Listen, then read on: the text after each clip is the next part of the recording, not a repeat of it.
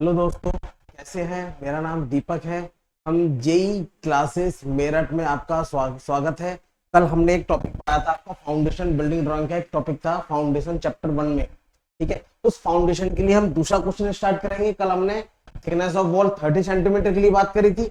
आज thickness of wall 40 centimetre के लिए बात करेंगे। मतलब दीवार की मोटाई 20 सेंटीमीटर है, 40 सेंटीमीटर है, उसके लिए हमें एक फाउंडेशन या नींव का निर्माण करना है। जैसे क्वेश्चन आता है हमारे पास, 40 सेंटीमीटर मोटी दीवार के लिए एक खसकेदार नींव का निर्माण करिए। कल हमने बताया था एक 30 सेंटीमीटर मोटी दीवार के लिए एक खसकेदार नींव का निर्माण करिए। आपके पास सिर्फ 3 क्वेश्चन आएंगे, इसमें से 3 क्वेश्चन बनते हैं। एक तो 20 सेंटीमीटर मोटी दीवार के लिए, एक तो 20 सेंटीमीटर, और एक 30 सेंटीमीटर,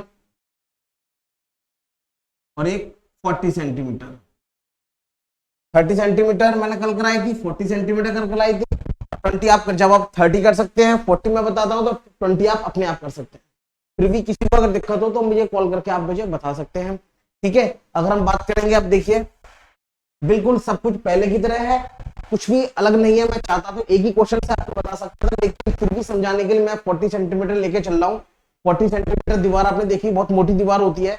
उस 40 सेंटीमीटर मोटी दीवार हमें दी हुई है, तो उसके लिए क्या है, हमें क्या निकालना है, एक फाउंडेशन, एक नींव का निर्माण करना है। कैसे? अब हमें इसमें गिवन क्या दिया हुआ है, इसमें हमने गिवन पहले क्या दिया है, इसमें टी इक्वल टू दे रखा है हमें कितना, 40 सेंटीमीटर। टी मतलब थिकनेस ऑफ वॉल, दीवार की मोटाई हमें दे रखी है, टी इक्वल टू 40 सेंटीमीटर। अब इसमें मैंने कल आपको एक फॉर्मूला बताया था, कल हम एक फॉर्मूला लगाते हैं। क्या लगाते हैं? B equal to 2t plus 30। P equal to 2t plus 30 का हम एक फॉर्मूला लगाते हैं। अब इस फॉर्मूले में हम t की वैल्यू रखेंगे, तो b equal to 2 into 40 plus 30। अगर हम इसको सॉल्व करेंगे कितना आएगा, 30 और कितना आ जाएगा, 110 सेंटीमीटर, 110 सेंटीमीटर। मतलब थिकनेस ऑफ वॉल हम 40 सेंटीमीटर लेंगे, तो हमारी जो नींव है उसकी चौड़ाई कितनी लेनी पड़ेगी हमें, 130 सेंटीमीटर, 110 सेंटीमीटर, मतलब 110 सेंटीमीटर हमें दीवार की मोटाई लेनी पड़ेगी। कब? जब हमें t इक्वल टू 40 सेंटीमीटर दिया हुआ है।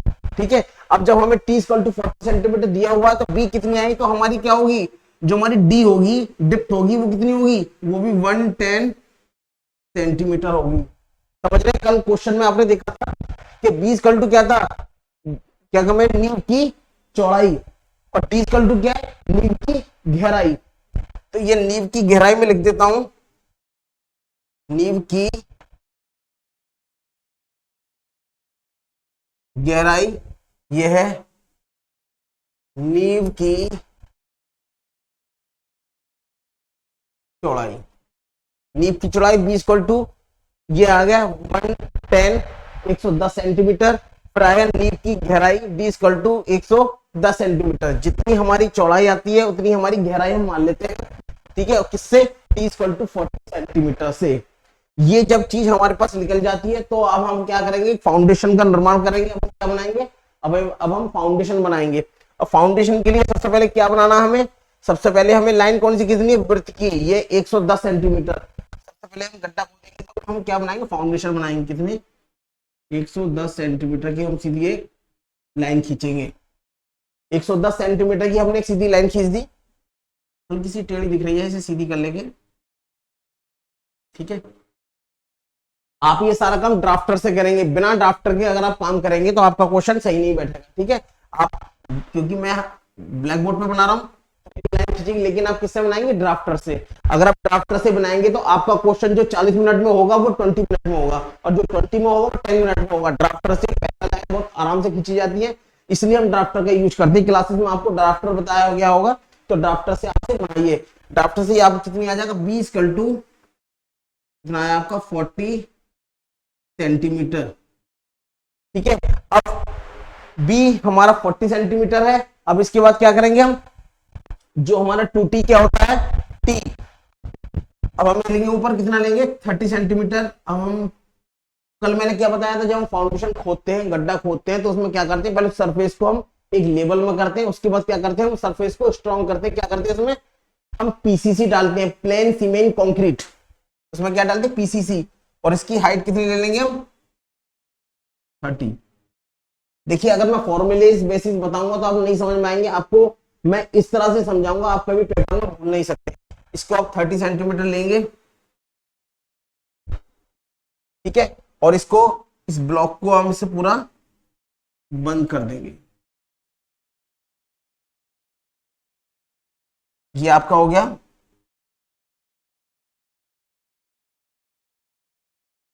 ठीक है, ये कंक्रीट ब्लॉक हो गया। इसको कंक्रीट का सैंपल दिखा देंगे इसके अंदर हम।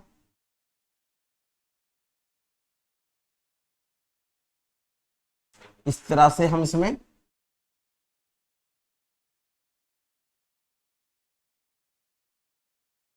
दिखाएंगे।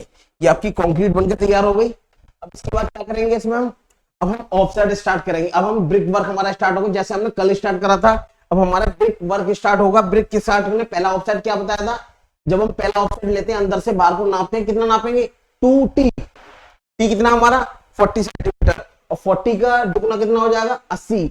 मतलब अगर हम इसका सेंटर पॉइंट लेंगे, सेंटर का 80 मतलब 40 इधर और 40 इधर, 80 हो गया। अब 80 इधर हो जाएगा तो कितना होगा हमारा, 20 इक्वल टू कितना है हमारा, सॉरी यहाँ पे 110 है, 110। अब देखिए यहाँ सेंटर आया, इस सेंटर से हम 40 इधर आए, हम 20 सेंटीमीटर हम ऊपर गए, और 20 सेंटीमीटर हम ऊपर गए, और ये हमने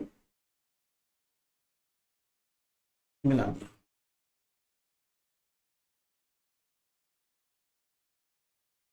ये मिला दिया। ये कितना हो गया हमारे यहाँ से यहाँ तक। मैंने ज्यादा लग रहा है मुझे, थोड़ा सा और मैं से इधर कर लेता हूँ, क्योंकि यहाँ मैं नाप के नहीं बना रहा हूँ इसलिए। लेकिन आप जब ड्राइंग शीट पे बनाएंगे तो आप इसे नाप के बनाएंगे सब, ठीक है, स्केल से लेकर। और स्केल, और एक चीज और इसमें स्केल, स्केल हम उसमें बोलेंगे 1:10 का। स्केल हम 1:10 का ही लेंगे, ठीक है। जब ये 110 है तो कितना आएगा हमारे यहाँ पर 11 सेंटीमीटर, ठीक है। अब ये हमारी कितनी है 2t, 2t इक्वल टू कितना हो जाएगा हमारा ये 80 सेंटीमीटर। यहां से लेके यहां तक जो डिस्टेंस आ गई हमारी, जो पहला ऑफसेट जो होता है हमारा 2t होता है। 2t कितना होता है, t की वैल्यू कितनी 40, 40 इंटू 2 कितना हो जाएगा 80 सेंटीमीटर। तो यहां से यहां जो पहला ऑफसेट आएगा हमारा 80 सेंटीमीटर। जब ये 80 हुआ तो बार बार कितना हुआ हमारा, दोनों तरफ से इक्वल लेंगे। जब हमारे बीच में 80 सेंटीमीटर है तो 110 में से 80 गए, कितना बचा 30। 30 का इधर आ गया हमारा 15 सेंटीमीटर। ये हमारा हो गया 15 सेंटीमीटर। इधर भी 15 सेंटीमीटर, इधर भी 50 सेंटीमीटर, लेकिन मैं एक तरफ लिख रहा हूं, ठीक है। और ये हाइट कितनी लेंगे हम 20 सेंटीमीटर। ये फिक्स है हाइट 20 सेंटीमीटर, ठीक है। अब इसी तरह से हम ऑफसेट ऊपर उड़ाते चले जाएंगे। हमें फाउंडेशन कहां तक दिखानी है, हमारे 110 सेंटीमीटर। जहां हमारे 110 काउंट हो जाएगा वहां पे हम ग्राउंड लेवल दिखा देंगे। फिर अब हम क्या करेंगे, अब हमें 15-15 का लिया है। अब हम इसके बाद कितना ऑफसेट लेते हैं, पहला ऑफसेट हमारा 15 का होता है। उसके बाद जो ऑफसेट ऑटोमेटिक, अगर आप T2 भी ना, अगर आप पेपर में भूल जाए कि हमको पहला ऑफसेट कितना लेना 2T, तो आप घबराइए नहीं। तो आप क्या सोचेंगे, हमें पहला ऑफसेट कितना लेना 15-15 का, बीच में कुछ भी हो हम इधर से 15 हटाएंगे, इधर से 15 हटाएंगे, बाकी जो बीच में बचाएगा ऑटोमेटिक 2T के बराबर आ जाएगा। तो पहला ऑफसेट कंक्रीट के बाद, पीसीसी के बाद जो हम पहला ऑफसेट लेते हैं, कितना लेते हैं, दोनों तरफ कितनी छोड़ी जाती है 15-15 सेंटीमीटर। आप ये याद रखेंगे, अगर आपकी 2T भूल जाते हैं तो सिंपल तरीका है ना। तो इसके बाद क्या करेंगे, अब हम फिर एक ऑफसेट लेंगे 5-5 का। अब हम फिर हर में कितना लेंगे 5-5 का सेंटीमीटर। 5 सेंटीमीटर इधर गए और 20 सेंटीमीटर ऊपर आए, 5 सेंटीमीटर इधर गए और 20 सेंटीमीटर ऊपर आए। ये जो हमारा हो गया यहां से यहां तक, ये हो गया हमारा 5 सेंटीमीटर, और इसको हम यहां से मिला देंगे। ये कितना हो गया हमारा 20 सेंटीमीटर, ठीक है। एज इट इज जैसे हम कल चल रहे थे ऐसे ही चल रहे हैं। अब हम फिर 5 चलेंगे, फिर एक ऑफसेट फिर हम 5 का लेंगे इधर से, फिर एक ऑफसेट हम 5 का लेंगे, फिर 20 फिर ऊपर जाएंगे इधर से, फिर 20 ऊपर जाएंगे, और ये हमसे मिला देंगे, ठीक है। अब हम फिर वही कितना होगा, ये फिर 5 का 5 सेंटीमीटर, और ये हमारा 20 सेंटीमीटर। ठीक है, अब हम काउंट करेंगे 30 और 20, 20, 20 दूनी 40, 20 या 60, और 60 और 30 90। अब हम फिर 20 चलेंगे, फिर 5 का ऑफसेट लेंगे यहां से हम, फिर 5 का ऑफसेट लेंगे इधर से, फिर 20 ऊपर चलेंगे, फिर 20 ऊपर चलेंगे। जगह हमारे पास कम है इसलिए मैं इसे छोटा बना देता हूं। 5 का चलेंगे, अब ये हमारा कितना हुआ, फिर ये 5 हुआ हमारा, और ये हमारा फिर 20 हुआ।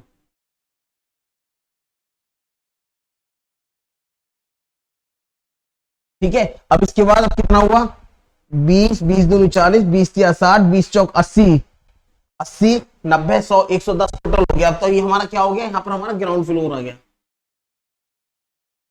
ये आपका ग्राउंड फ्लोर हो गया। इस तरह से ग्राउंड फ्लोर का सैंपल इस तरह से होता है हमारे पास।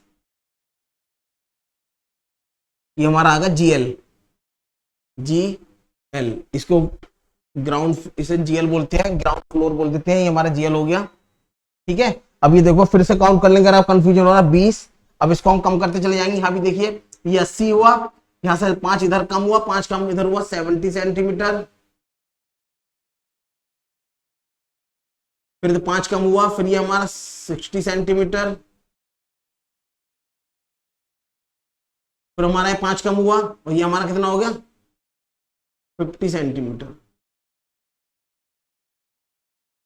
ठीक है, अब ये हमारा 50 सेंटीमीटर इस तरह कम होते चले गए। अब हमारा क्या, हमारी थिकनेस ऑफ वॉल कितनी आ रही है, हमारी 40 सेंटीमीटर। हमें 40 सेंटीमीटर तक आना है। अगर 40 सेंटीमीटर, अब हमारे पास ग्राउंड लेवल आ गया। अब हम लास्ट जो ऑफसेट लेते हैं वो हम प्लिंथ लेवल के बाद मतलब डीपीसी के ऊपर से लेते हैं। तो जब तक हमारी डीपीसी नहीं आएगी जब तक हम लेते चलेंगे। इसके बाद हमारा प्लिंथ लेवल, प्लिंथ लेवल मैंने कल साइज क्या बताया था, प्लिंथ लेवल का जो हमारी हाइट होती है वो 45 से 60 के बीच में हम लेते हैं। 45 सेंटीमीटर से 60 सेंटीमीटर के बीच हम क्या लेते हैं, डीपीसी वो प्लिंथ लेवल की हाइट लेते हैं, मतलब कुर्सी तल। तो इसे यहां से कुर्सी तल 45 बढ़ा देंगे हम, यहां से ये हमारा 45 कुर्सी तल हो गया। यहां से ये हो गया हमारा प्लिंथ लेवल, इसे बोलेंगे पी एल, पी एल बोल देंगे, और इसे लिख देंगे प्लिंथ लेवल। यहां लिख देता हूं मैं,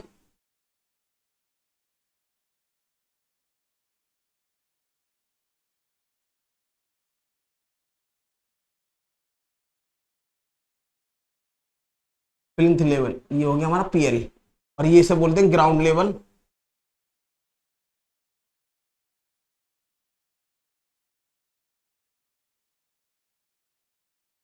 जीएल, ये पीएल हो गया, ये हमारा जीएल हो गया। ठीक है, अब ये जीएल और पीएल हो गया तो क्या होता है इसमें, हम 2-3 चीज डालते हैं इसके अंदर। यहां तक तो हमारा क्या हो जाएगा, अगर हम लेके चलते हैं, ये तो हमारा हो गया सॉइल फिलिंग।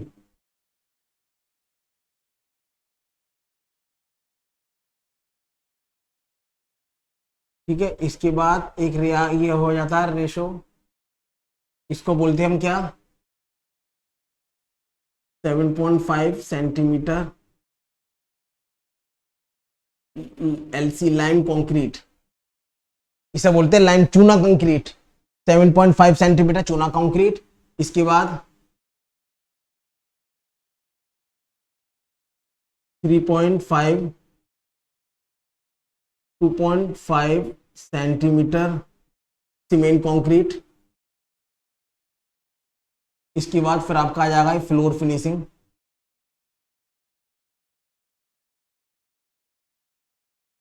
इसके बाद ये आपका आ जाएगा फिर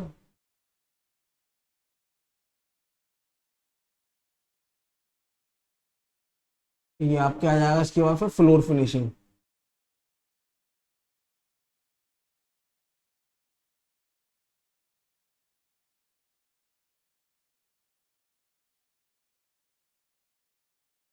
फ्लोर फिनिशिंग, ठीक है, इस तरह से हम दिखा देंगे।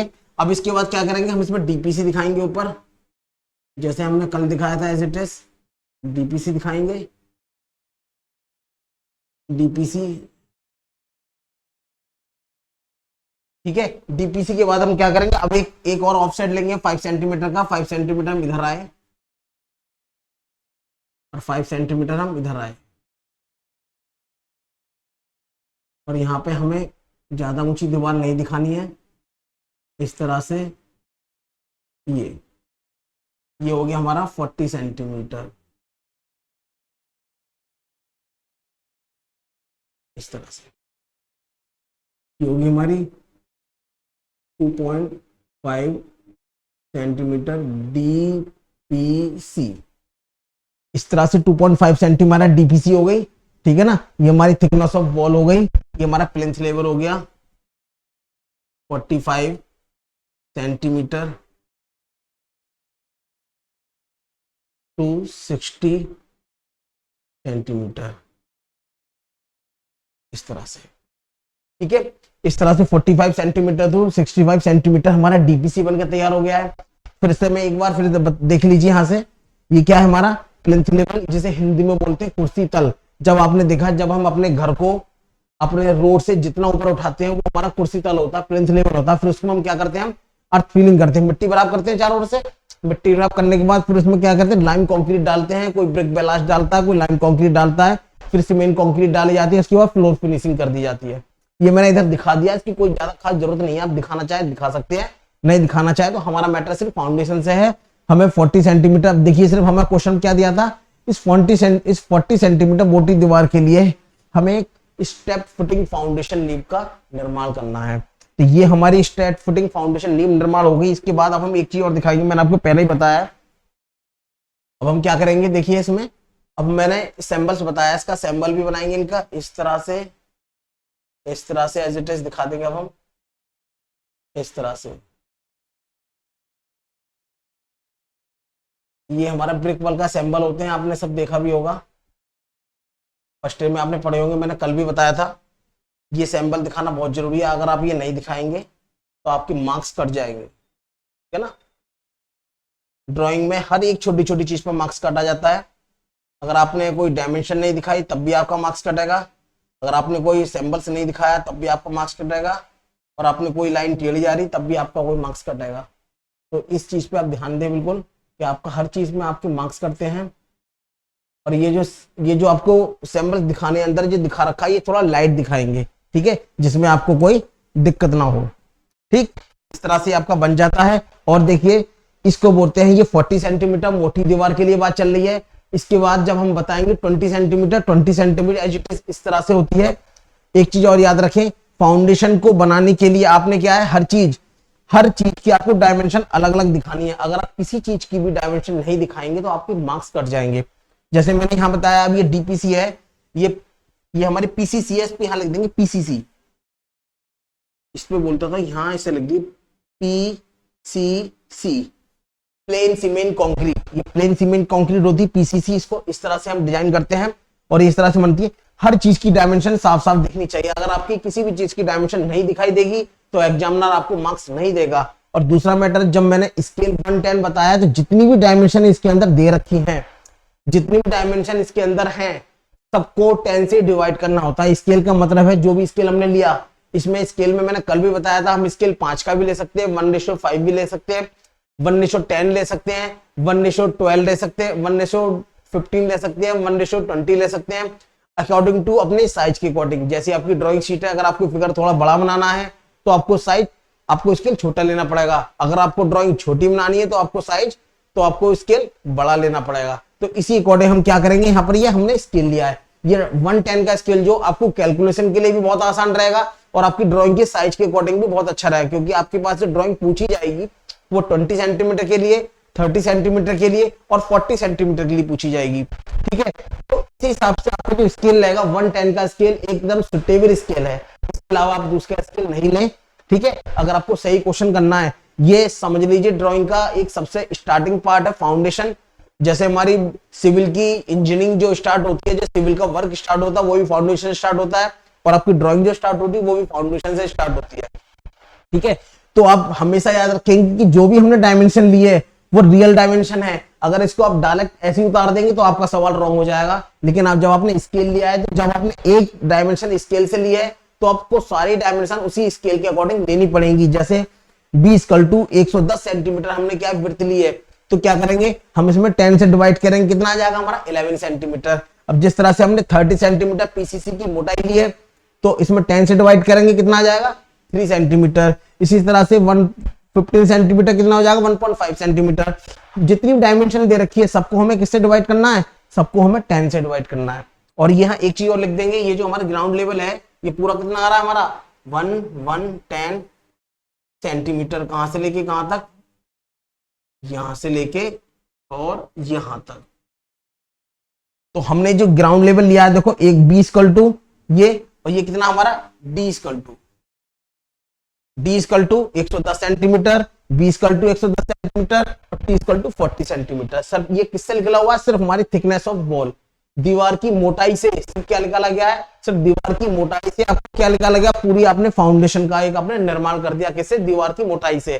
ठीक है, तो इस तरह से हम क्या करते हैं बिल्डिंग ड्राइंग में, क्या करते हैं फाउंडेशन बनाने के लिए क्या है, ये फाउंडेशन आगे आपको बिल्डिंग ड्राइंग का एक क्वेश्चन आने वाला 30 मार्क्स से, मैंने आपको बताया था, उसमें भी आपको फाउंडेशन दिखानी पड़ेगी। जब तक आप फाउंडेशन यहां नहीं दिखाएंगे तो आप अलग से नहीं दिखा सकते। आपकी बोर्ड में भी लास्ट ईयर क्वेश्चन आया था, 30 सेंटीमीटर मोटी दीवार के लिए एक खसकेदार नींव का निर्माण कीजिए। तो ये हर साल क्वेश्चन आता है दोस्तों, इसमें ध्यान देना, ये सबसे इंपॉर्टेंट क्वेश्चन रहता है क्योंकि सबसे आसान भी रहता है, आप इससे मार्क्स भी अच्छे बना सकते हैं। जैसे जैसे ड्राइंग बढ़ेगी आपका थोड़ा टफ होता चलाएगा, लेकिन आप मेरे लेक्चर डेली देखेंगे तो आपको कोई प्रॉब्लम नहीं होगी, आप डेली लेक्चर से करा सकते हैं।